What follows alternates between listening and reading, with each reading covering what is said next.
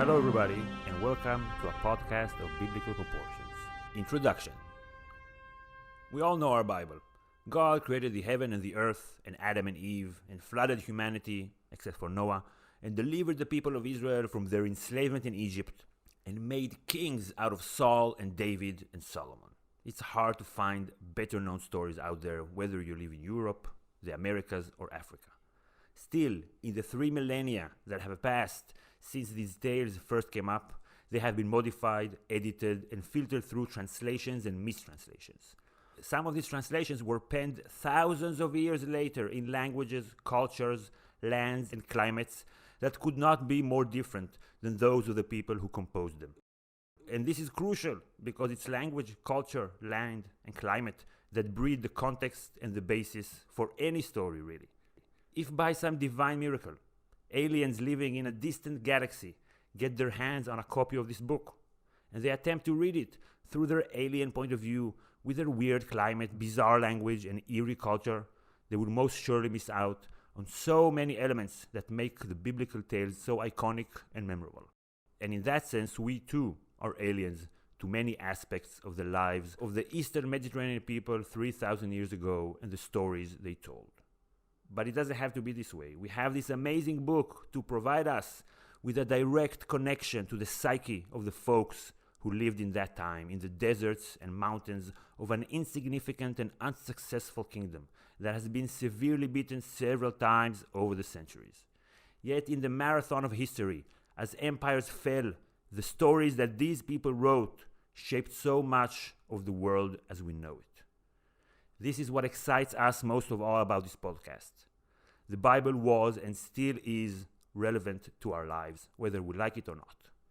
So in this podcast of Biblical Proportions, we will attempt to get into the mindset of the people who wrote and listened to these stories, their life experiences, their creative imagination, their knowledge of the world. They didn't have as references Sophocles, Shakespeare, or Dostoevsky, but rather the Akkadian, Sumerian, Babylonian, and Egyptian cultures that surrounded them with their archaic social norms and understanding. And then sometimes similar, sometimes complementing, and sometimes competing deities. We will get to know the world around them, the history and geopolitical and social orders, and their very minimal scientific knowledge on which they based their explanations of the world. We will go over the stories of the Bible one by one, in the order in which they appear in the book, while immersing ourselves in the reality of the time. Hopefully, this project will bridge the gap between the biblical stories as they were written and how we remember and understand them today. Hi, Omri. Hi, Gil. So how can we know what goes through their heads? It's not that simple, but all we need to do is read the text and extrapolate from it. Now, the advantage, if I may say so, of our podcast is that we are not biblical scholars. Both of us didn't study it in university. We're quite amateuristic. We did study in the university, but not the Bible. Yeah. We are not biblical scholars, but we are writers. And if you take that as a fact that the Bible was written by people, if you understand those people, like you understand their minds, like a writer tries to understand the mind of his or her characters when they write it, you can extrapolate and know more about the time that they lived and make it more alive. I like to think about it as if you watch a movie, a Hollywood movie from the 50s, you will have this kind of misconception that people actually spoke like they speak in the movie itself. Your mind, the representation of that period of time in history, will be tainted or colored by the images that you see in the cinema. And the best example for it is the 50s movie's Ten Commandments. All of the characters there are very theatrical. They don't speak like people. In the context in which this movie was made, the 50s, the reaction from the crowd was very positive because that was how movies were made. Back then. Compare that to a 90s film, for example. You will watch like an Academy Award-winning film from the early 90s. So the industry itself and the mainstream audience, like the casual, not a film buff viewer, we'll see that movie as a good movie. But now try to watch a movie like Dances with Wolves or The Last Mohican. It will look strange because movies evolved in terms of how real they portray their character. And how they portray reality. Exactly. So what we would like to do in this podcast is some kind of guided imagination, not in terms of meditation, but in terms of we would like you to imagine the biblical world that up till now you imagined it as something very filled with pathos and theatrics and people legendary people Who speak in English. who speak in English, by the way. Imagine it more like The Wire, more like people who are people always. And this podcast is by two writers, and it's from the point of view of the writers and the listeners. So things that are mistranslated, they are not only mistranslated because of the move from Hebrew, Greek to English, but they are mistranslated because of the 2,000 years and 3,000 years that went by after the people who wrote it and listened to those stories. So, Ega, to that point, it's important to say, we live in Israel, live in Tel Aviv. We are Hebrew speakers. Yes, we have bad English. We're going to talk about the accents in a minute, but we can read the text in its original form, which we are going to do in this podcast, and contrast it with the King James Bible version that was written in 1611, England. And this contrast between the Shakespearean version and the ancient Hebrew text, which we can understand just by reading it, most of it, and then there are tools to decipher some stuff that is harder to understand. So that basis gives also, I think, our podcast an advantage and a deeper insight into how it was written. And maybe deep insight into the people who lived here, because we live here. And maybe it's a very unscientific way of thinking, but maybe there's something in the air. Oh, we also studied the Bible since the first or second grade. So it's like this.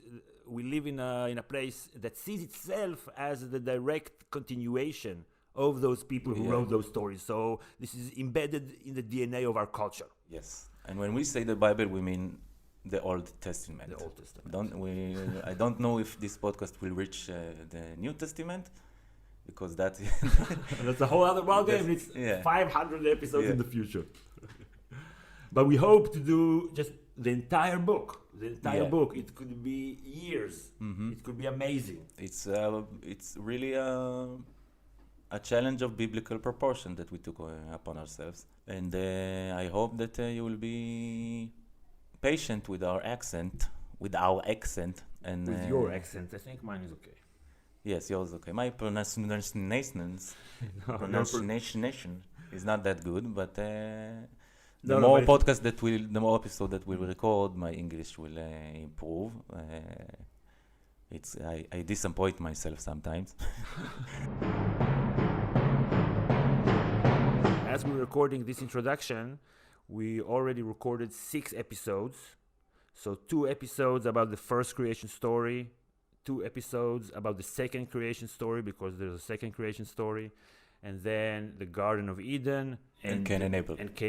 We had like very minor audio issues in the first episode. We didn't want to re-record them because we felt the delivery was done well. Yeah. And we hope to keep a weekly schedule. At least that's the plan as of now, to post every week an episode. Let's see if it works. Yeah, that's the ambition. The feeling that you need to get from this podcast is not, we don't have any budget or maybe skill to write a 8-season TV series about the Bible, a realistic Bible portrayal of the times. So imagine it as some kind of a story. Yes, and it works well with the conversation. It's not like the history podcasts that are basically like a lecture. Yes. Obviously, we haven't mentioned this, but the reason that these stories from 3,000 years ago are still relevant is because of the political and historical effect and impact that they had and still have on our culture. So it's not like you're reading the Homeric tales and you can look at it as they are. Here there's a lot of baggage coming in because people believe in God. Yeah, And and they believe in these stories. In these stories, this is the holy book. So we haven't even mentioned it up to now because we're just like totally not going to look at it this way. Yeah. We're not going to, ridicule people Yeah, or who dismiss, yeah. or dismiss people who believe in it. That's fine, but we're giving our points of view, and we're going to look at it as people are reading whatever the Gilgamesh tales or about the stories about the gods of Asgard.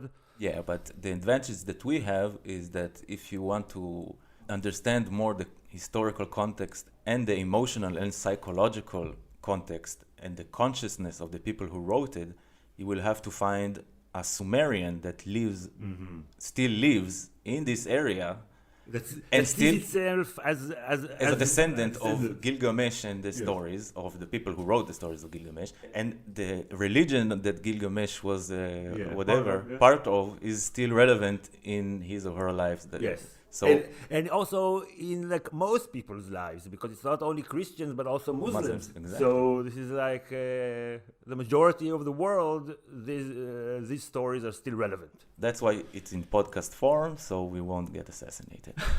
You don't know how we look. Okay, to cap off the introduction, Omri, what stories are you most looking forward to doing episodes about? As a history buff, I'm very much looking forward for Kings 1, Kings 2. Okay. To me, it's like the most accurate telling of history in terms of the details that are mentioned there. So the history there is more relevant and more real than if you want to analyze the first creation stories and the legends and Noah tales. Yeah. It's not history. So you will have to analyze the period that it was written and not the period that is portraying. Yeah. And in Kings, I think it's more like a recent history, like 200 or 300 years, that was pretty much recorded outside of the Bible.